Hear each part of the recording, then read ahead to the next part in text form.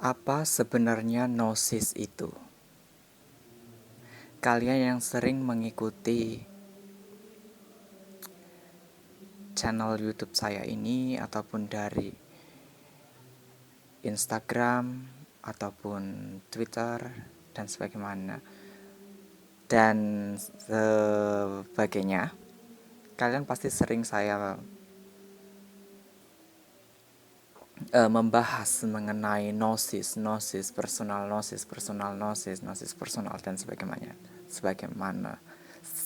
macamnya, sorry ya, belibet.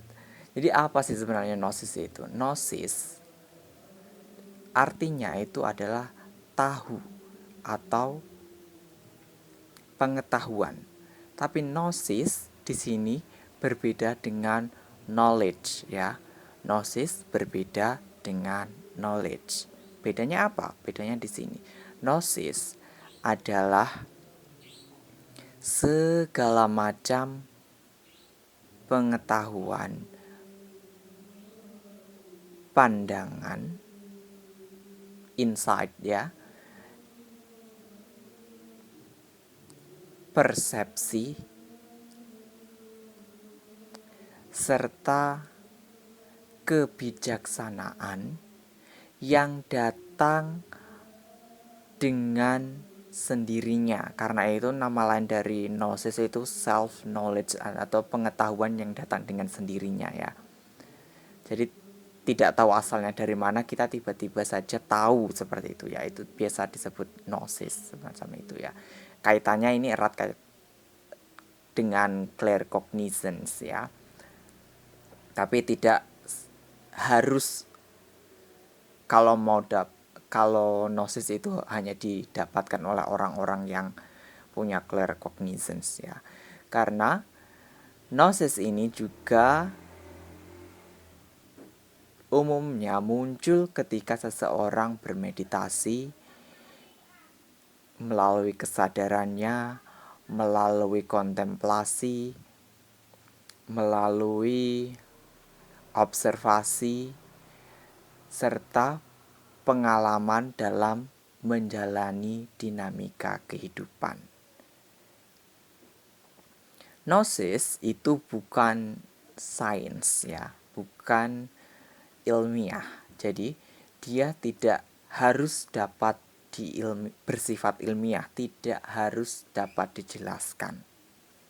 Karena gnosis itu mulanya dia hanya berada di dalam diri kita sendiri. Bentuknya adalah inner ya, inner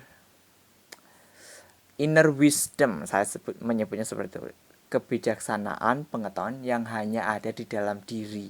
Hanya kita yang tahu, kita yang merasakan. Tapi ketika gnosis itu sudah dituliskan, diucapkan, dibagikan kepada masyarakat, itu jadinya dia yang semula pure ya, pure gnosis ya, gnosis yang benar-benar murni di dalam, yang masih berupa vibrasi energi semacam itu ya.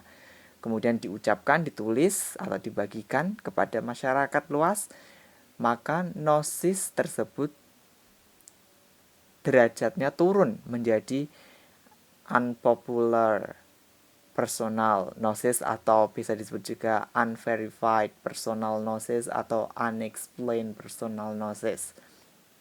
Begitu ya. Jadi semua yang sudah saya bagikan, jatuhnya di situ adalah personal gnosis yang belum bisa diverifikasi, belum bisa dijelaskan, belum bisa dikonfirmasi kebenarannya. Gitu ya. Tapi ketika ada orang lain yang berusaha menjelaskan, berusaha memecahkan personal gnosis tersebut, dan dia membuktikan ya, datang melihat dan membuktikan sendiri kebenaran dari gnosis tersebut.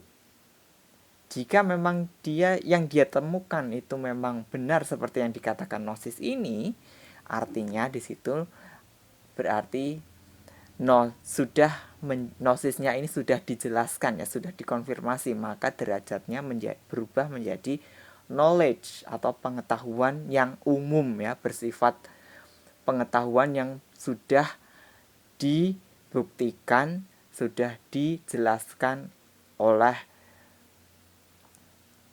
orang lain di luar dari yang memberikan gnosis tadi ya. Ketika dia sudah knowledge ini ya sudah dijelaskan kembali, diteliti lebih dalam dan ditemukan fakta-fakta ilmiahnya, maka gnosis ini menjadi sains ya, pengetahuan yang bersifat ilmiah begitu ya. Pada dasarnya semua hal itu dimulai dari gnosis ya. Semua nabi, semua resi itu mulanya mendapatkan gnosis pribadi. Ya, kemudian gnosis tersebut dibagikan kepada masyarakat. Ya, di situ sebenarnya jatuhnya adalah personal gnosis. Gnosis yang didasarkan pada pengalaman spiritual pribadi dari si nabi ini. Tapi kemudian masyarakat ini mengimani gnosis tersebut, maka kemudian gnosis satu dengan gnosis yang lainnya dikompil ya, dikompilasikan, kemudian jadilah sebuah ajaran yang dianut, diikuti, diimani oleh suatu kelompok masyarakat. Kemudian ajaran ini dipatenkan, dikombinasikan dengan budaya, isu-isu sosial di sekitar sana, dan juga dilengkapi dengan nuansa-nuansa politik, maka jadilah agama. Nah, begitu ya prosesnya. Tradisi pun begitu. Tradisi apapun, tradisi dalam magic pun semuanya berasal dari gnosis, dari seseorang di awal sana, entah siapa, diceritakan turun-temurun, kemudian menjadi suatu sistem, kemudian dilestarikan hingga saat ini. Bagaimana mendapatkan gnosis? Gnosis itu tidak bisa dicari ya teman-teman ya. Oh ya, satu lagi gnosis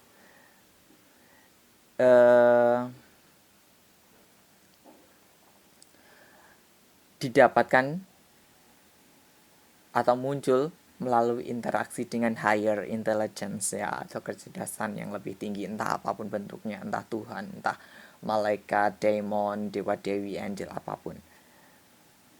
Oh ya, tadi saya menyebutkan bahwa gnosis itu tidak bisa dicari layaknya kita mencari pengetahuan, knowledge atau science ya, tidak bisa seperti itu. Kita tidak bisa menemukannya di buku, kita tidak bisa menemukannya di perkataan orang lain. Kalau kita mau menemukan gnosis kita sendiri, maka kita harus duduk diam, mau duduk diam dan menenangkan pikiran, menenangkan batin. Karena kita butuh meditasi, kita butuh kontemplasi, perenungan, atau berinteraksi dengan higher self kita sendiri, berinteraksi dengan jagat raya, berinteraksi dengan higher intelligence, berinteraksi dengan kehidupan kita. Maka gnosis itu akan datang berupa kesadaran ke dalam diri kita sendiri. Itu yang disebut personal gnosis. Jadi personal gnosis itu bukan hanya kita mendapatkannya dari sebuah buku, dari sebuah kitab, perkataan orang yang bajik, perkataan orang yang bijaksana, atau perkataan orang-orang suci, nabi, resi, atau apapun itu. Itu bukan gnosis ya, bukan personal gnosis kamu, itu personal gnosis orang lain. Jadi kalau kamu mau menemukan personal gnosis kamu ya harus masuk ke dalam diri kamu, berproses dengan diri kamu sendiri, bukan berproses dengan apa yang bukan berproses dengan gnosis yang sudah ada di luar sana.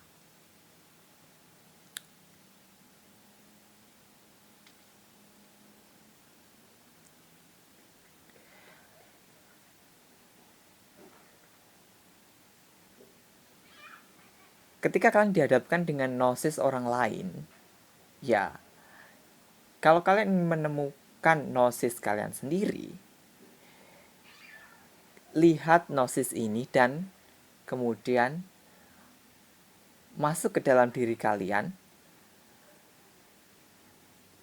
tanyakan ke dalam diri kalian sendiri atau higher intelligence atau apapun itu kepada jagat raya mengenai gnosis kalian dengan topik yang itu. Ya, paham ya maksudnya ya. Misalnya kalian menemukan gnosis mengenai apa itu cinta dan orang itu menyebutkan cinta itu begini begini begini begini. Dan kalian mendengarkan itu atau kalian membaca itu ya. Kemudian kalian tidak beresonansi dengan gnosis tersebut, maka kalian harus datang, lihat dan membuktikan sendiri apakah gnosis tersebut benar, apakah gnosis tersebut sesuai untuk jiwa kalian, sesuai untuk evolusi kesadaran kalian atau tidak. Jadi kalian harus duduk, diam, dan tanyakan ke dalam diri kalian sendiri, kepada higher self kalian, kepada semesta, kepada higher intelligence yang kalian percayai, apa itu cinta? Apa itu cinta? Jika tidak muncul pada saat itu juga, kalian akan menemukannya dari dinamika kehidupan yang kalian jalani, dari pengalaman hidup yang kalian jalani. Oh, ternyata cinta itu seperti ini. Nah, ketika kalian sudah menemukan itu, nah itu personal gnosis kalian untuk kalian sendiri. Dan ketika kalian sudah menemukan gnosis kalian sendiri pada setiap aspek kehidupan, disitulah realitas kalian terbentuk.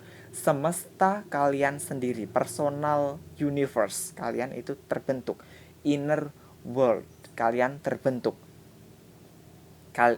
Berarti di dalam semesta kalian sendiri itu kalian Tuhannya, kalian penciptanya, kalian pemeliharanya, kalian peleburnya.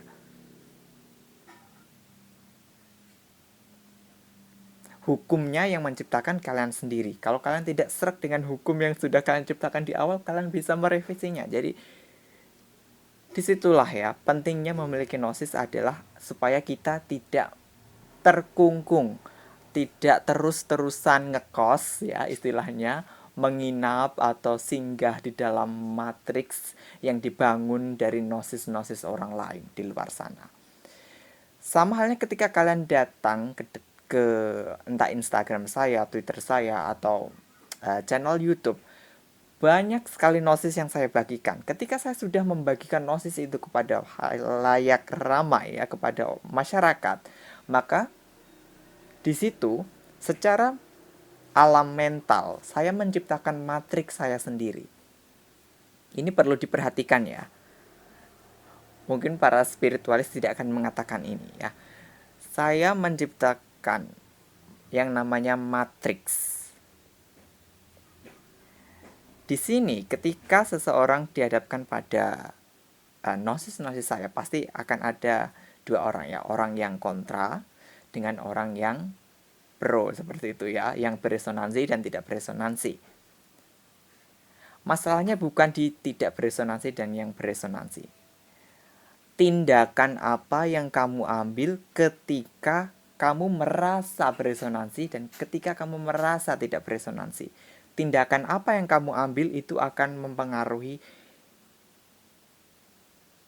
kalian, kesadaran kalian, apakah kalian akan terjebak di dalam matriks saya sehingga saya dapat memangsa energi kalian atau tidak.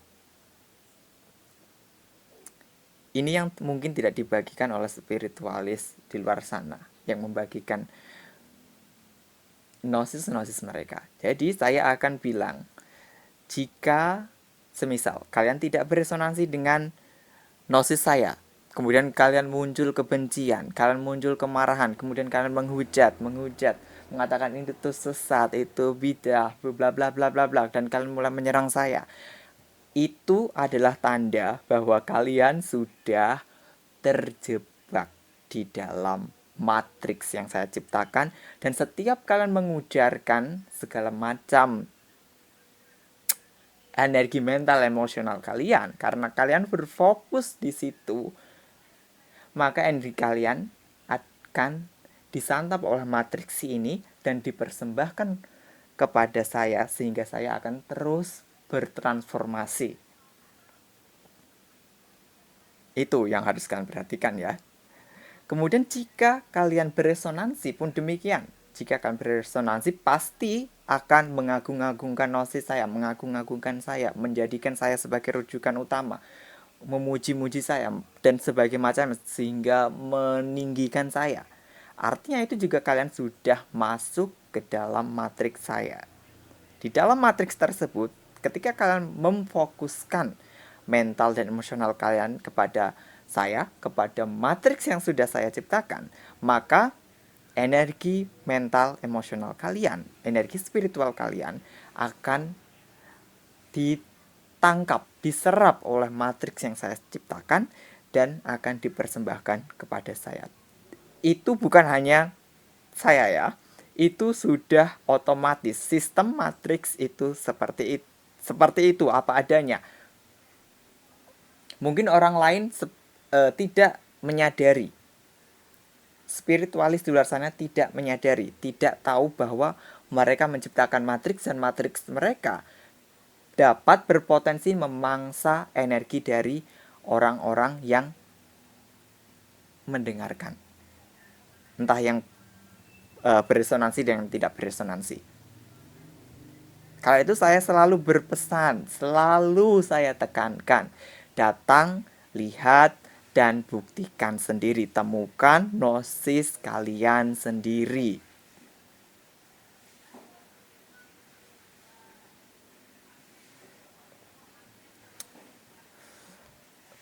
Kalau saya bagikan seperti ini, apa sebaiknya saya tidak usah saya bagikan saja ya. Kalau semisal saya berpikir seperti itu ya, apa seharusnya nggak usah saya bagikan ya pengetahuan seperti ini ya. Biar mereka terjebak di dalam matriks saya, kemudian saya bisa puas makan energi mereka sampai kenyang dan saya akan terus bertransformasi, sedangkan mereka akan semakin terjebak di sana dan makin anjlok, makin jatuh, makin terpuruk.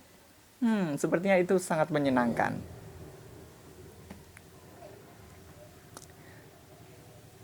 Tapi tidak seperti itu ya. Itu suara pikiran ya, dan suara perasaan, dan suara dari kehendak. Karena keinginan itu ya. Ketika saya membuat konten ini, saya berbicara demikian, sudah mengungkapkan seperti itu tidak ada landasannya dari pikiran saya, perasaan saya, kehendak saya. Ini datang sendirinya, terucap dengan sendirinya. Artinya itu dari kesadaran yang agung. Sang kesadaran agung terucap demikian. Memang harus diucapkan, harus dibagikan, harus disebarkan. Agar jiwa-jiwa yang sudah ada di dalam matriks saya saat ini, atau yang nantinya akan masuk ke dalam matriks saya, dapat tergugah, bangkit, kemudian bergerak menuju perkembangan diri, evolusi, transformasi. Jadi tidak hanya gandul ya, apa istilah orang Jawa bilangnya gandul itu bergantung seperti itu ya, bergantung kepada satu sosok, satu pihak saja ya. Oke, mulut saya hampir berbusa. Oke, terima kasih sudah mendengarkan Magini Skala sampai akhir. Jangan lupa untuk bergerak menuju perkembangan diri, evolusi, dan transformasi. Selalu terapkan, datang, lihat, dan buktikan sendiri, temukan gnosis kalian, dan bangkit menuju keilahian.